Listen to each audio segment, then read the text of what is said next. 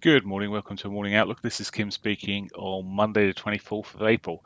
So, looking at the euro dollar first, and well, the big gap here is caused by the presidential preliminary election, where we saw Macron grab 23.75% of the share of the vote, with Le Pen following behind at 21.53.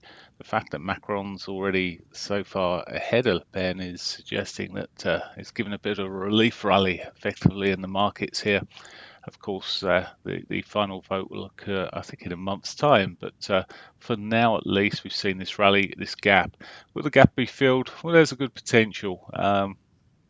We generally see gaps filled in the markets, not necessarily immediately, but we've got some time before this all sinks in, and there is the potential gap fill here. So, looking at that at the moment, I'm just waiting for 8 o'clock to get out of the way, and we'll be looking at possibly taking a position to the short side. Just want to see how the market tracked this morning. Yes, already moved down quite a significant amount, 50 pips already, more than 50 pips. There is, I mean, there's still quite a lot on the table there, and there's patience can be had. It may only pull about halfway back. We've often seen this happen, just pulls back halfway, has a bounce, and then later, maybe in the week, we'll see it pull back further. But for now, the relief is there. Fundamentally, it's yes, it means that if Macron was to get in, the the French will keep the euro, etc. And he's very pro-Europe, which is good for the euro in that respect. But fundamentally, in the terms of the economies, etc., it's made no difference, of course. And we'll see how things roll out coming in the coming weeks and months. But for now, yippee. Right, okay.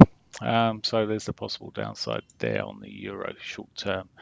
Um, Looking at the pound dollar here, and well, we've got similar strong push up yesterday.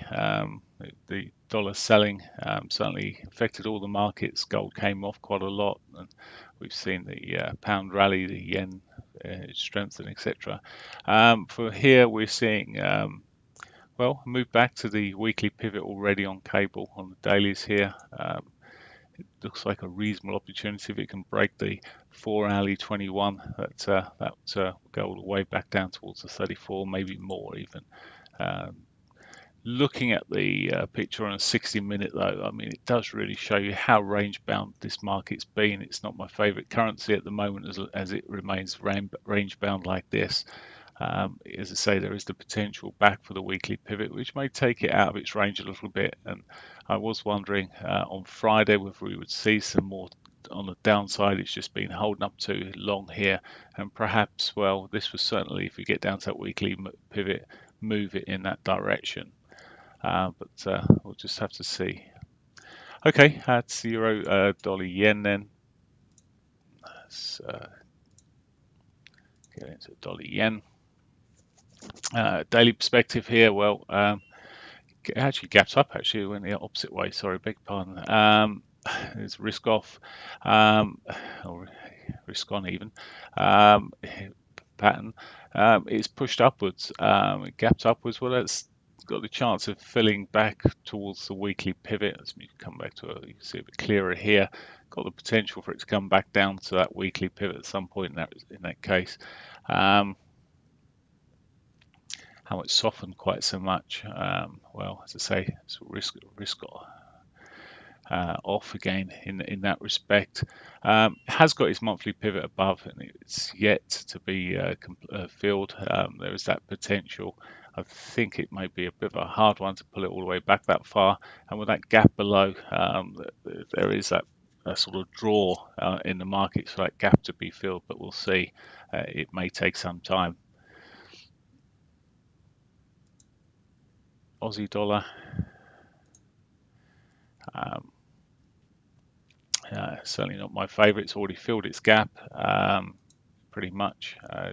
Yep, it filled the gap already. It did it all together, and sitting there quite consolidated at the moment. I was reading somewhere over the weekend it's artificially high relative to oil prices, etc.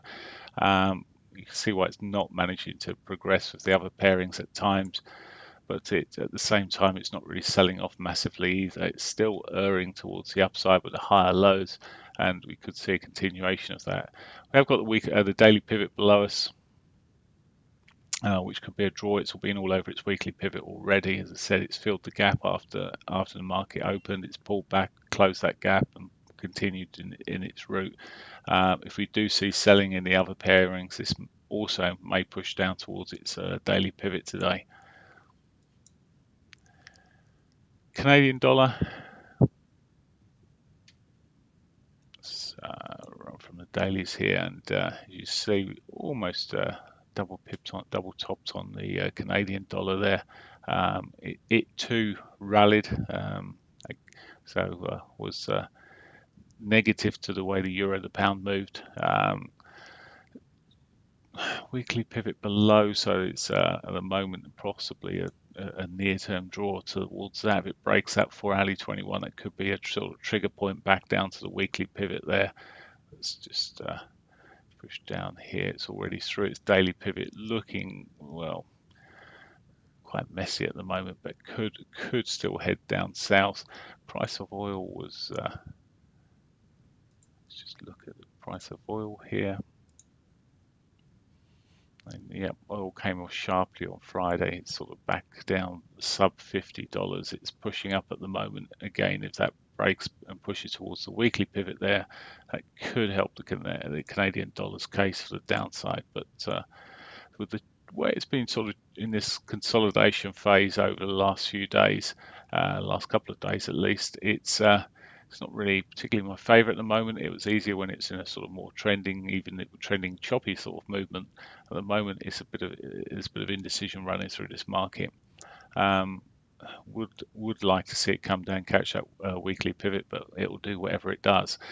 So that's pretty much it today. News-wise, there's not a lot of significant news aside of the French election vote, which is already out, of course.